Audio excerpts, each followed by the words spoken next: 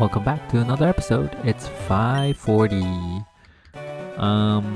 If we don't get out of the lab today, we're probably gonna. Okay, we're definitely not getting out of the lab today. I'm just gonna be talking about baseball or sports. Sportsing. We're gonna be sportsing a little bit in today's episode. I'm definitely not getting out with just ice punch and frustration. Maybe conversion too could be helpful here. Against Venomoth, we're gonna need some real luck. We got Hustle, but I don't think it beats. How am I faster?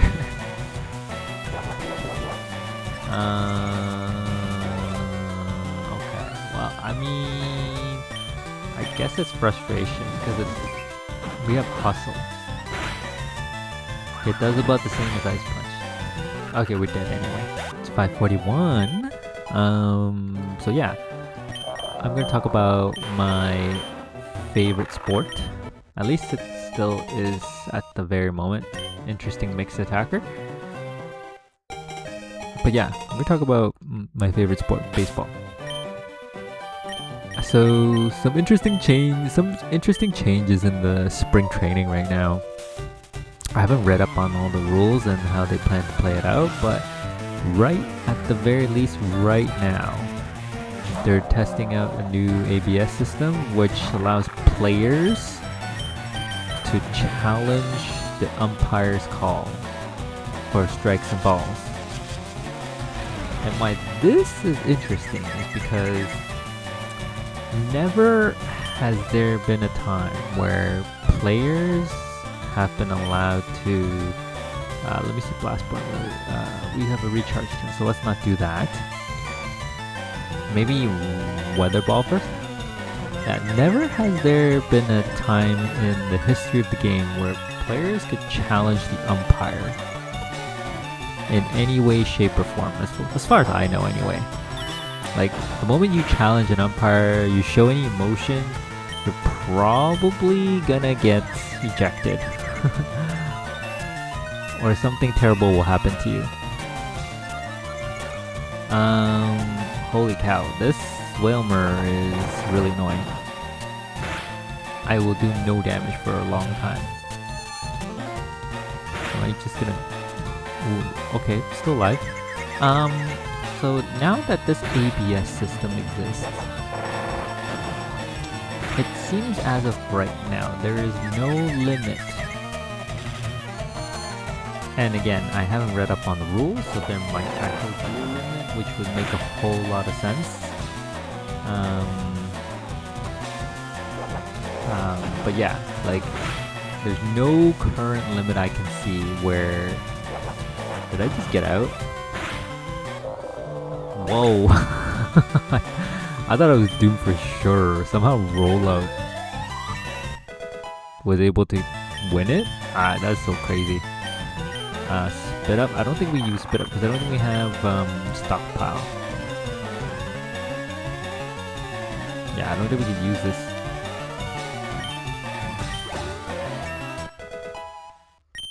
Yeah, but anyway, as I was saying, like, if a player could just at any point in time challenge balls and strikes, it is gonna be nuts. First of all, umpires have never been challenged before. So, those guys, their ego is about to take a serious hit. Because, as a viewer, when you're watching a baseball game on TV, they have virtual strike zones right up on the TV that shows you whether the pitch is a ball or a strike. And I think on average, an umpire probably makes a mistake. I would say minimum 5 to 10% of the game. Like 5 to 10% of the pitches they call are probably mistakes. Like I would say 5 to 10% at the minimum. Some might make more, some might make, you know, at the bottom end of that 5 to 10%, but I think like that's how many mistakes they make per game. So if they call like 100 pitches, then at least 5 to 10 of them are mistakes. And now 5 to 10 doesn't sound like a lot, but when those calls come at a time when, you know, it's at a very critical point in the game, you've got runners in scoring position, and you know, you're one strike away from either a walk or a strikeout, or like, you know, even if it's not a strikeout situation, you're potentially giving that batter another chance to adapt to you by not striking out. You're giving that player another chance to get comfortable. And you never know what they'll do with that information, or like that extra little bit of time. So like one ball and one strike can and have changed the game in quite drastic ways in the history of the game. So the fact that you can now challenge the balls and strikes is going to be nuts. And now, granted, I don't think any umpire has ever gone so far as make like 50% error rate. Like they don't miscall 50% of the balls and strikes, right? So, but then you can start to see like maybe how butthurt some of these umpires are gonna be. Like, oh my god, I'm gonna get challenged, and my mistakes are just gonna be shown on national television. People are gonna see how sucky I am. And I don't know if there's like any disciplinary action for umpires who, you know, don't do well calling a game. I'm sure like training is a thing. We're gonna catch this Kangaskhan. It'll be interesting.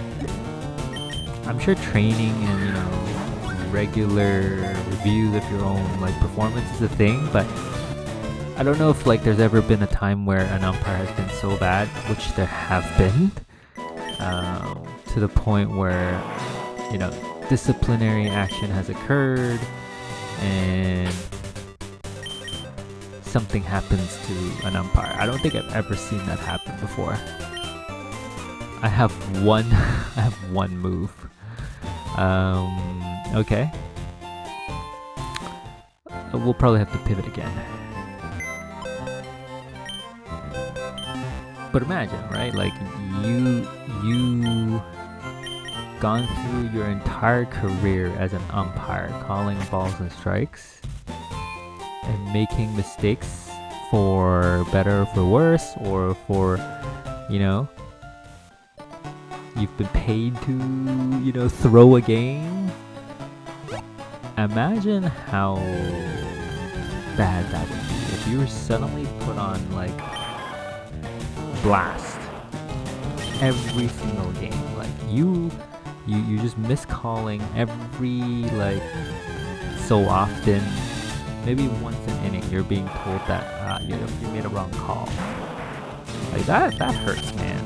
That hurts your reputation. People are gonna know how crappy you are, because I think if you're watching a game live, I don't think they tell you on the Jumbotron whether you've called a ball or strike correctly. So, but now with this feature, you're just gonna be on blast no matter where you are, and that's very scary, right? Like I think that's really scary. Okay, just FYI, we have to pivot. I cannot possibly win a fight with just 5 blizzards unless I one-shot every mon. there's no way I'm gonna be able to get far with Blizzard. But you know, and I've so far I've only talked about the umpire experience. You know, they're the ones who are probably gonna take majority of the backlash, shall we say? Because for the longest time, they have been the ones in control, and you could not challenge balls and strikes. You get up in their face, you tell them they're wrong, you're thrown out. So they have just been ruling the game. So all of a sudden, they don't have that control anymore. So who knows what's gonna happen, you know? There's gonna be a whole new way to measure these umpires, and like you don't need to argue anymore. The proof is there. So it's gonna suck to be an umpire in this upcoming season if this ABS system just continues and gets implemented into the regular season of baseball. So now let's talk about the pitcher. You know, these are the guys who are actually throwing the ball, right? All of a sudden, they feel like tremendous relief. No longer is their destiny. I mean, their destiny has always been in their hands technically, but to some degree, it has also been in the umpire's hand. There have been calls that have been like atrocious, like clear strikes called balls or something, or vice versa, right? So pitchers are probably feeling like, all right, finally, I have control over. I'm 100% control over my own destiny. Right? Like if they miss, it's on them, but if they hit, but the umpire says it's a miss, then it's kind of like, you know, whose fault is it now? So pitchers are probably feeling the best of the situation right here, but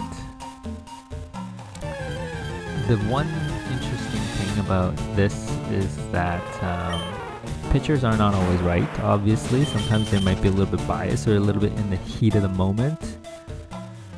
And sometimes they're just plain wrong, because if you've seen pitchers throw a pitch, their stance, the where they start the pitch from and where they end the pitch after they've thrown it could be in like wildly different places, right? So if you throw a pitch in the middle of the little pitching mound, which is where they throw the ball, if you start in the middle, dead center, some pitchers will end up like 5 feet away from where they started, or a couple feet, even a little bit. You know, suddenly you're like your perspective on where the pitch you thrown is very distorted because of where you ended off, right? So they could possibly see a strike when, you know, there isn't a valid one, just because how wild their pitching style is.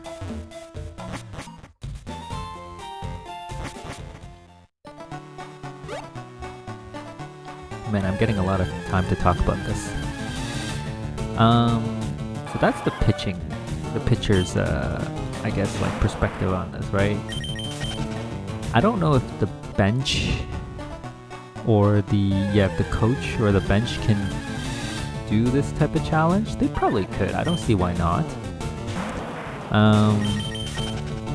But maybe they won't, because one really interesting aspect of, you know, the coach and the bench is they have video access, so they could clearly see maybe through their iPads in the dugout, like whether a ball is either striker or a ball. So like their success rate is pretty much guaranteed every time they challenge.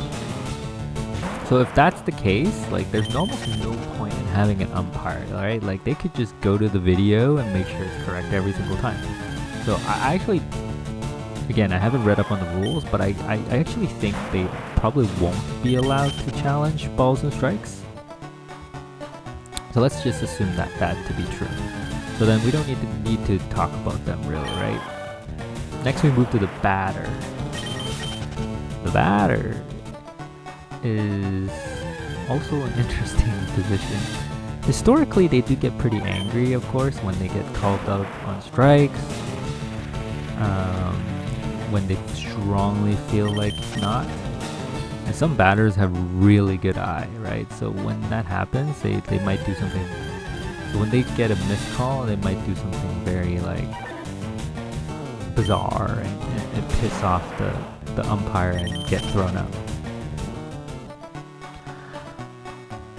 But in general, like the batter has a very weird perspective on the pitch coming in, right? They first see it coming off from the pitcher's hands, which is like, I forgot how many feet away from them. And then as it comes closer and closer and closer, they have like a top-down view of where the ball ends up. So like their perspective is very distorted, right? Depending on, and especially like depends on what pitch the pitcher throws. Could be a curveball, could be a sinker, could be whatever, right? It's going to be very wild. So like they are probably not very reliable when they want to do a challenge. So I don't know if you guys are picking up on what I'm thinking here right now. It's like already, right? You've got the pitcher, the batter having this ability to make a call on whether they want to challenge. And then the time it takes to actually conduct the challenge and then resolve the call, I think based on what I'm seeing, it's pretty quick. It's about like 30 seconds to a minute, maybe a little bit longer. But the total time I think might be a bit longer actually. I'm not sure. Could be up to 2 minutes. Let's say 2 minutes, right? An inning lasts about like there's 9 innings.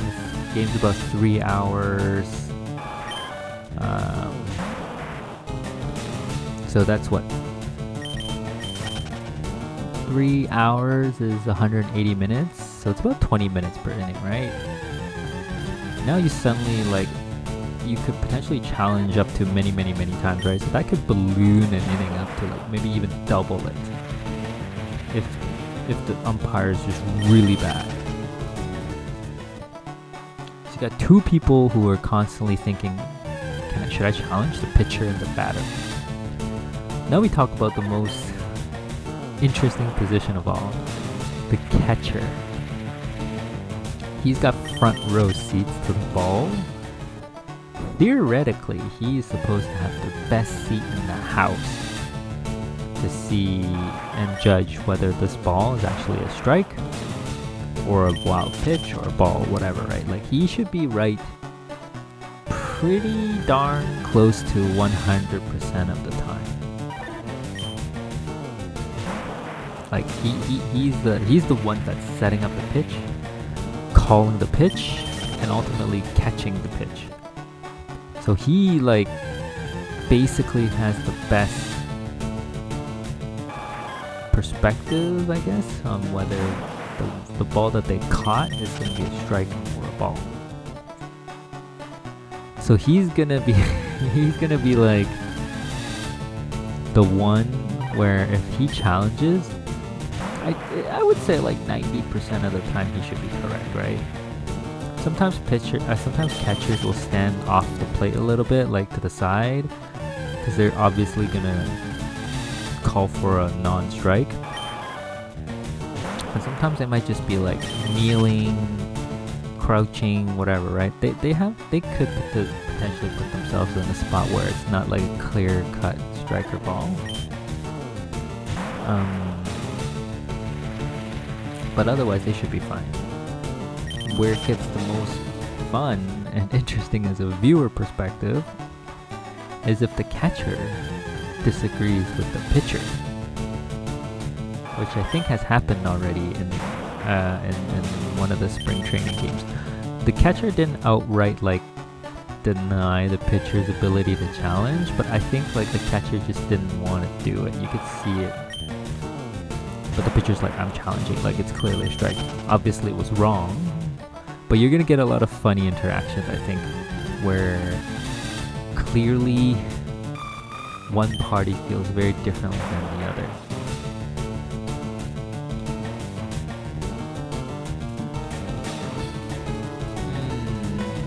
Okay. I can't seem to find anything here. I guess we could just... this would be the dumbest thing I ever do, is to send this Kangaskhan. No, I can't. There's no way. This doesn't make any sense to send the Kangaskhan. But I'm trying to find like either the Sunflora or the Sea King at level 8. Like I'll take either. I don't want the Poliwhirl. That's what I'm doing right now. Like I'm hunting. But back to what I was talking about, right? So the catcher, pitcher could potentially butt heads.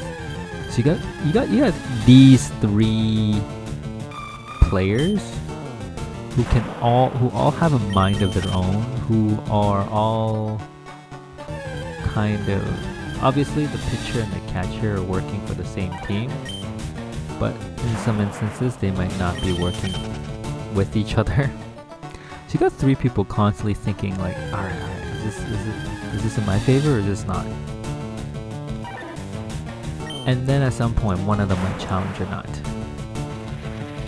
Which is fine, like I'm all for fairness and, you know, making sure the game is judged appropriately and correctly. Like I'm all for that, right? Like it sucks to be a pitcher or on the team where you lost because of one bad call, or a couple of bad calls for that matter. So I feel them. I feel bad. But as a viewer, you're just, now it's like, it's no longer a 3-hour commitment to watching a baseball game. Whether you're live or at home, like this is not just like something you can take your kids out anymore and just like safely get back home on time. It's not something you can just like, well, I mean, if you were gonna go to a game, you already carved out 3 hours. But I don't know if I don't know if you're going to a game expecting to carve out, I don't know, 4 hours or 3.5. Let's say the game is now not naturally just pushed up by another half hour, right? Like that's about 15 to 20 calls made per game. Let's say that's the case, right? Like suddenly you have to plan for like games potentially being 3.5 hours or even longer. And even as a viewer sitting at home on the couch, you're like, man, I might not even be able to finish this game. The viewer experience, I think, is going to be pretty unpleasant. Just by the fact that it could be really, really long. There could be a lot of downtime just because, you know, you're not doing anything.